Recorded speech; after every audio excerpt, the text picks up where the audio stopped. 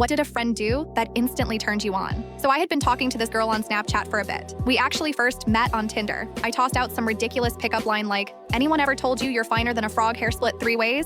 Most girls would have swiped left immediately, but she came back with, "Shooey, butter me up and call me a biscuit. That's about the sweetest thing anyone's ever told me." Right then, I knew she had a sense of humor that matched mine. After a few weeks of late-night snaps and joking around, we decided to meet in person. The plan was to hit the beach for a chill day, just to see if we clicked outside of a phone screen.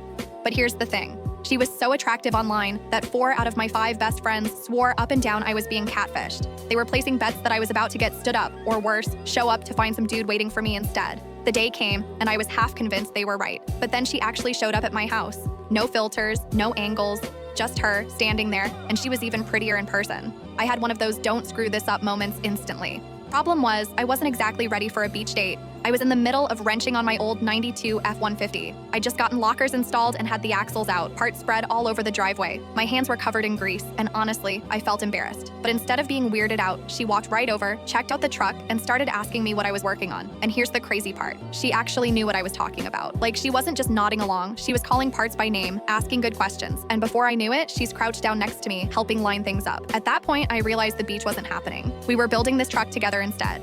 A couple hours later, while we're still under the truck, my neighbor comes by and says they're boiling crawfish. I was about to go grab a plate, but she beat me to it. She comes back, sits right down in the driveway with me, and starts peeling crawfish, feeding them to me one by one while I'm tightening bolts. I remember thinking, this cannot be real life.